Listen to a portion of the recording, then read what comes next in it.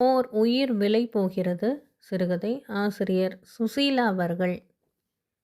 ஜனசந்தடி மிகுந்த நகர வீதி ஒன்றிலிருந்து நரம்பாய் கிளை பிரியும் ஒரு சந்து. அங்கே ஒன்றோடு ஒன்று இடித்து நெருக்கி கொண்டு முன்னும் பின்னுமாக தலையை நீட்டியபடி நிற்கும் பழங்காலத்து வீடுகள். அவற்றுள் ஒன்றின் மாடி போர்ஷனில் நடுக்கூடத்திலுள்ள சுவரின் மத்தியில் ஆணி அடிக்கப்பட்டு தொங்கும் 4 சட்டங்களுக்கு இடையே சிறைப்பட்டு கிடக்கிறேன் நான். புன்னகை என் முகத்தில் உறைந்து போயிருக்கிறது. என்னை சுற்றியுள்ள அவலங்களுக்கும் அழுகைகளுக்கும் அப்பாற்பட்ட ஒரு மனுஷியாக, அவற்றோடு ஒட்டுதலோ பந்தமோ இல்லாத ஒரு 3வது நபராக அங்கே நடக்கிறவைகளை வேடிக்கை பார்ப்பதில் எனக்கு கொஞ்ச நாட்களாக ஒரு சுவாரஸ்யமே ஏற்பட்டிருக்கிறது. என்னை தனியாக தவிக்க விட்டுட்டு போயிட்டியேடி பாவி! தன் நினைவற்று மயங்கி கிடக்கின்ற நேரங்களை தவிர மற்ற பொழுதெல்லாம் இப்படியே புலம்பிக் கொண்டிருக்கிறாள் அம்மா.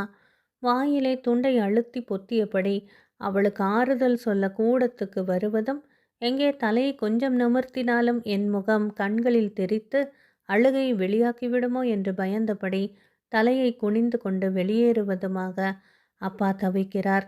தம்பிகள் இருவரும் ஆளுக்கு ஒரு புஸ்தகத்தை கையில் ஏந்தியபடி ஜன்னல் வழியாக தெரியும் தெருவை வெறித்து கொண்டிருக்கிறார்கள். அம்மா, அம்மா, அங்கு பாரேன், அத்திம்பேர் வந்துண்டிருக்கார். அம்பிப்பயல் கத்துகிறான். நம்மாத்துக்குத்தாமா? இது முரளி. அம்மாவின் சலனமற்ற முகத்தில் ஒரு இறுக்கம் படர்கிறது. அப்பா உணர்ச்சிகளை கல்லாக்கி கொண்டு மாடிப்படி ஓரமாக நின்று வரப்போகின்ற மாப்பிள்ளையை எதிர்கொள்ள தயாராகிறார். அம்பியும் முரளியும் ஒரே பாய்ச்சலில் படிகளை கடக்கிறார்கள். நிமிடங்கள் யுகங்கள் ஆகின்றன. சென்றவர்கள் மூச்சிறைக்க திரும்புகிறார்கள். அத்திம்பேர் அத்திம்பேர்னு கத்திண்டு ரோட்ல பின்னாடியே ஓடினோம். அவர் திரும்பி கூட பார்க்காம போயிட்டாரப்பா. தாலி கட்டின பெண்டாட்டிக்கு ஒரு கொள்ளி வைக்க கூட மனசு இல்லாதவன் இப்போ வருவான்னு எல்லோரும் என்ன நம்பிக்கையில தான் எதிர்பார்த்தேளோ? அம்மாவின் விசும்பல் வலுக்கிறது. கட்டாயம் வைரத்தோடு போட்டுத்தான் ஆகணுமா ராஜம்? அவர் ஒன்றும் வற்புறுத்துறதா தெரியலையே. நமக்கு இருக்கிறது ஒரே பொண்ணு. ஆயுசுக்கும் இனிமேல வேற யாருக்கு போட்டு அழகு பார்க்க போகிறோம்? அவர் கேட்கறதுக்காகவா ஒன்றும் பார்த்து பண்ணுறோம்? அம்மாவின் ஆசை மின்னும் வைரங்களாக காதுகளில் ஜொலிக்க, மாலையும் கழுத்துமாக மடிசார் புடவையுடன் மாமியாரை நமஸ்காரம் பண்ணி எழுந்த பொழுது அவள் வாயெல்லாம் பல்லாய். இனிமேல் தேக்கிக் கொள்வதற்கு கொஞ்சம் கூட பாக்கியில்லை என்கின்ற மாதிரி அன்பை வார்த்தைகளாலேயே பொழிந்து தள்ள, இதுவே என்றென்றைக்கும் சாஸ்வதமாகி விடாதா என்ற பேராசையுடன் பொழுதுகளை பொன்னாக கழித்த நாட்கள். வாழ்க்கையின் நிஜங்கள் அவற்றின் உண்மையான பரிமாணத்துடன் குரூரத்துடன் தாக்கிய பிற்பாடு சூறாவளியில் சிக்கிய மரக்கலமாய், சிறகுரிந்த கோழியாய், மண்ணாய், ஜடமாக பிறந்த வீட்டுக்குள் திரும்ப அடியெடுத்து வைத்த அவலம்.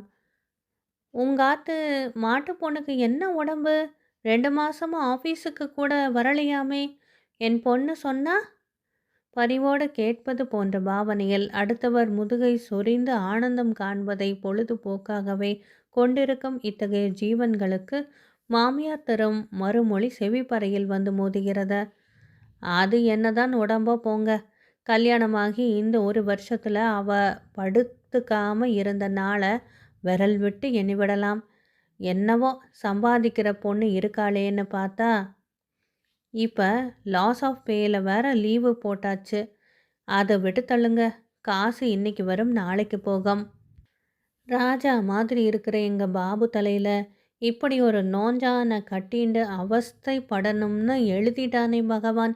அதை நினச்சாதான் எனக்கு ஆறவே மாட்டேங்கிறத. இப்பன்னா தெரியறது.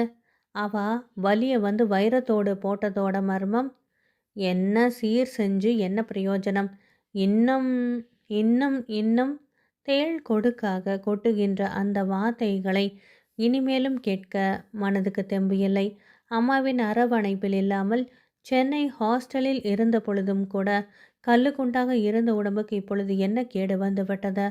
வலது மார்பிலே பருப்பளவுக்கு சிறிதாக முளைத்த கட்டியை பற்றி முதலில் கூச்சத்தினாலும் பிறகு அச்சத்தினாலும் சொல்லாமல் விட்டது எவ்வளோ பெரிய தப்பு. யானை பசி கொண்ட அரக்கனை போல அது ஒரு மார்பை பூராவுமாக அரித்து உளுத்துவிட்டு அடுத்ததிலும் கால் கொள்ள ஆரம்பித்திருக்கும் இந்த நிலையில் அந்த ஜெனரல் வார்டின் முனங்களோ வெண்புறாக்களாக பரபரக்கும் நர்ஸுகளின் சுறுசுறுப்போ டெட்டாலும் மருந்தும் கலந்து தரும் நெடியோ எதுவுமே என் மோனத்தை ஈர்க்க முடியாத நிலையில் கண்களை உத்தரத்தில் பதித்தபடி படுத்திருக்கிறேன். ஆபரேஷன் முடிந்து 1 மாதமாக இதே மாதிரிதான்.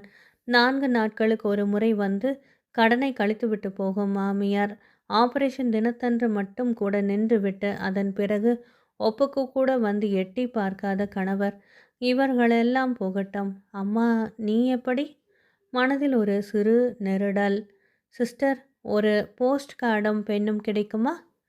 நன்னாத்தான் காரியத்தை கெடுத்தப்போ டாக்டர் உன்னை உட்காரவே கூடாதுன்னு சொல்லியிருக்கார்.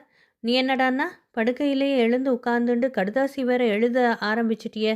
உங்க ஆத்துக்கு தெரிவிக்கணும்னு எங்களுக்கு தெரியாதா?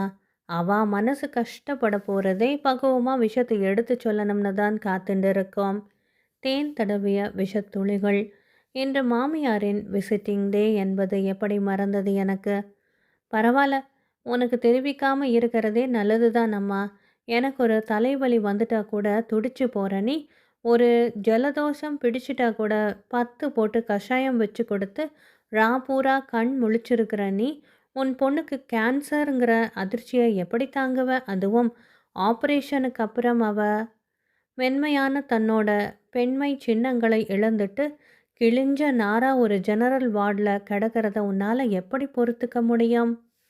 ஆஸ்பத்திரியிலிருந்து டிஸ்சார்ஜ் ஆகி வீட்டுக்கு வந்தது முதல் எனக்கு புகழ், நட்பு, சொந்தம் எல்லாம் இந்த காமரா உள் ஒன்றுதான். சாப்பாடு கூட என்னை தேடி வந்து விடுகிறத.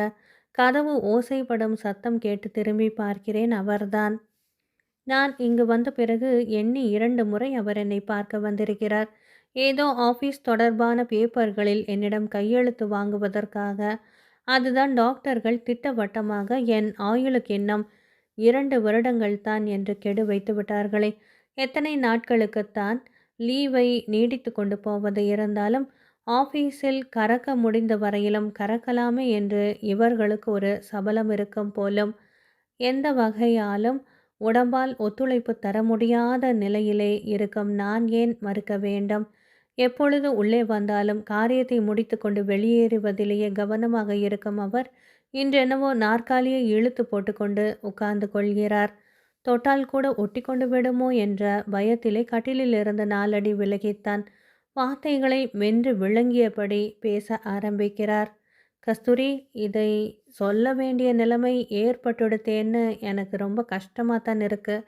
ஆனால் சொல்லாமல் இருக்கவும் முடியல. உன்னை பார்த்தா எனக்கு ரொம்ப பரிதாபமாக தான் இருக்குது. ஆனால் இதுக்கு மேலே என்னால் என்ன செய்ய முடியும்னு தெரியல. என்னை பற்றியும் நீ கொஞ்சம் நினச்சி பார்க்கணும். நான் ஆசா பாசங்களோடு இருக்கிற ஒரு சராசரி மனுஷன் தானே. உணர்ச்சிகள் எனக்கு இன்னமும் மறுத்து போயிடலை. இன்னும் எத்தனை நாளைக்கு இப்படி உப்பு சப்பு இல்லாமல் வாழ்க்கையை ஓட்டின்னு இருக்கிறதுன்னு. அம்மா இங்கேயே மாதுங்காவில் ஒரு பெண்ணை பார்த்து பேசி வச்சிருக்கா. நீ இந்த பேப்பரில் கையெழுத்து மட்டும் போட்டியானா? பணம் மாற்று பேப்பர்களிலே கையெழுத்து போடுவது எனக்கு கஷ்டமாக இருந்திருக்கவில்லை. ஒரு வகையில் ஏதோ கடன்பட்டு போனதை போன்ற மனசுமையை குறைக்க கூட அவை உதவியிருக்கின்றன. ஆனால் வாழ்க்கை கூட ஒரு பண்டமாற்று வியாபாரம்தான் என்று உணர்ந்த அந்த வினாடியில் என்னுள் உடைந்து நொறுங்கி போன ஏதோ ஒன்று சிரிப்பாய் பீரிட்டு கொண்டு வந்து அலை அலையாக தெரிகிறது. முகத்தில், கண்களில், நரம்புகளில், அசைவில் ஒரு நீண்ட இடைவெளிக்கு பின் வெடித்த மனம் விட்ட சிரிப்பு. கோபால் ட்ரீட்மெண்ட் என்ற பெயரிலே பெண்மை வடிவிழந்து வனப்பு இழந்து நிற்கும் நான் கண்ணாடியில் பார்த்தால் எனக்கே அச்சத்தை உண்டாக்கும் என் பயங்கர தோற்றம். அத்துடன் இணைந்த அந்த பேய் சிரிப்பு அவருக்கு திகிலூட்டி இருக்க வேண்டும். எழுந்து போய் விடுகிறார். இத்தனை நாள் என்னோட வாழ்ந்ததுக்கு இன்னும் கொஞ்ச நாட்கள் காத்திருக்க பொறுமையில்லையா? ஸ்ரீரங்கம் வந்து சேர்ந்து எத்தனை நாட்கள் ஆயிற்று என்பது கூட தெரியவில்லை எனக்கு. அவர் கொண்டு வந்து விட்டதும் அப்பொழுது நடந்த பேச்சு வார்த்தைகளும் மட்டும் கனவில் நடந்தவை போல நினைவில் மின்னி மறைகின்றன. என்ன இருந்தாலும் மாப்பிள்ள, இவ்வளவு நடக்கிறப்ப எங்களுக்கு நீங்கள் தெரிவிக்காமல் விட்டதை என்னால் ஒத்துக்கவே முடியலை. உங்களால் முடியாட்டாலும் ஏதோ எங்கள் குழந்தைக்கு நாங்கள் வைத்தியம் செஞ்சுருப்போமே. மாமா, நீங்கள் புரியாமல் பேசுகிறீங்க. இந்த வியாதிக்கு அங்கே கிடைச்ச மாதிரி ட்ரீட்மெண்ட் இங்கெல்லாம் கிடைக்கிறது கஷ்டம். எனக்கு இருக்கிற எத்தனையோ கமிட்மெண்ட்ஸுக்கு நடுவில் நான் இவளுக்கு ராஜ வைத்தியம் செஞ்சுருக்கேன்னு பாருங்க. அதை சொல்லுங்க. நீங்கள் போட்ட நகையெல்லாம் மருந்து செலவில் கரைஞ்சு போய் அதுக்கு மேலே இன்னி தேதியில் 2000 ரூபாய் கடன் இருக்கு எனக்கு. அம்மா செய்து போட்ட நகைகள் அத்தனையும் ஒரு திருகாணி உட்பட பத்திரமாக மாமியாரின் ட்ரங்கு பெட்டியில் தூங்குவதும், என் வைத்திய செலவுகள் எல்லாம் எனக்கு நானே என் ஆஃபீஸ் மூலமாக இலவசமாக சம்பாதித்து கொண்ட தர்ம கொள்ளி என்பதும் என் மனது மட்டுமே அறிந்த உண்மைகள் அல்லவா? தங்கம் போன போகட்டும்னா, தங்க விக்கிரகமா தாரை வாத்து கொடுத்தோமே, இப்படி அரூபமா ஆகி அழகழிஞ்சு நிற்கிறாளே. ஏண்டி, இத்தனை படித்தவளுக்கு எங்களுக்கு ஒரு வார்த்தை தெரிவிக்கணும்னு தோணலையேடி. இந்த சொத்து பூரா போகட்டும், சீமைக்கு கூட போய் வைத்தியம் செஞ்சுண்டு இருப்போமேடி. அம்மா புலம்பி புலம்பியே மாய்ந்து போகிறாள். அத்தனைக்கும் ஒரு புன்னகைதான் என்பதில், அம்மா, உன் மடியிலே விழுந்து என் தாபங்களை சொல்லி கதற வேண்டும் போல என் நெஞ்சம் துடிக்கிறதம்மா. ஆனால் என் இழப்பு என்கின்ற ஒரு சோக சுமையே தாங்கிக் கொள்ள முடியாமல் துடிக்கப் போகின்ற உன் பலகீனமான இருதயத்தில் இன்னும் எத்தனை பாரங்களைத்தான் ஏற்றுவது? புனலில் ஆழ்ந்திருக்கும் ஒரு வேளையில் கூட்டை விட்டு பறக்கும் ஆன்ம பறவையாகிறேன். துக்கம் விசாரிக்க வருவோரின் உண்மையான துக்க விசாரணை. அவாத்திலிருந்து யாரும் வரல போலிருக்கே என்பதுதான் பொன்பட்டு கசியும் மனதின் ரணங்களை சூட்டுக்கோளால் கிளறி பார்க்கும் சொற்கள். கஸ்தூரி என்றொரு பெண் வாழ்ந்ததும் மலர்ந்ததும் கருகி போனதும் எல்லாமே பொய்யாக பழங்கதையாக கனவாக போய் வெறும் நினைவாக மட்டும் நிலைத்துவிட்ட இந்த வேளையில்தான் அவரின் திடீர் வருகை ஒரு சலனத்தை கிளப்பி படிந்துவிட்ட பழைய தூசு படலங்களை மீண்டும் எழுப்பி விடுகிறது.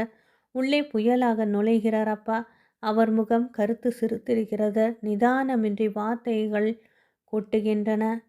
அந்த ராஸ்கல் இங்கே ஏன் வந்திருக்கான்னு தெரிஞ்சு போச்சு ராஜம். அந்த ராமநாதன் ஆற்றுல தான் தங்கியிருக்கானாம். அவர் மட்டும் என்னை அப்போ ஃபோர்ஸ் பண்ணாமல் இருந்திருந்தா இந்த சம்பந்தத்துக்கே ஒத்துண்டு இருக்க மாட்டேன். இப்பொழுது இதை பேசி பயன் என்ற பாவனையில் அம்மாவின் முகம் அவரை வெறுக்கிறது. குரல் கம்மா அவர் தொடருகிறார். நம்ம கஸ்தூரி வேலை பார்த்துட்டு இருந்த பம்பாய் ஆஃபீஸில் இருந்து அவளுக்கு சேர வேண்டிய பிஎஃப் கிராஜுவிட்டி எல்லாத்தையும் தான் கிளைம் பண்ணிக்கிறதுக்காக அவளோட டெத் சர்டிஃபிகேட் வாங்க வந்திருக்காண்டி. டெத் சர்டிஃபிகேட் வாங்க தான் வந்திருக்கான். மலை போன்ற அப்பாவின் பொறுமை ஆட்டம் காணுவதைப் போல அவர் உடம்பும் குலுங்குகிறது. விம்மல்கள் அணை கடந்த வெள்ளமாக சங்கமிக்கும் அந்த நெடு கூடத்தில் உறைந்து போன புன்னகையால் அவர்களை அரவணைக்கிறேன் நான். அன்பானவர்களே, சுசீலா அவர்கள் எழுதிய ஓர் உயிர் விலை போகிறத சிறுகதை நிறைவு பெற்றது. நன்றி.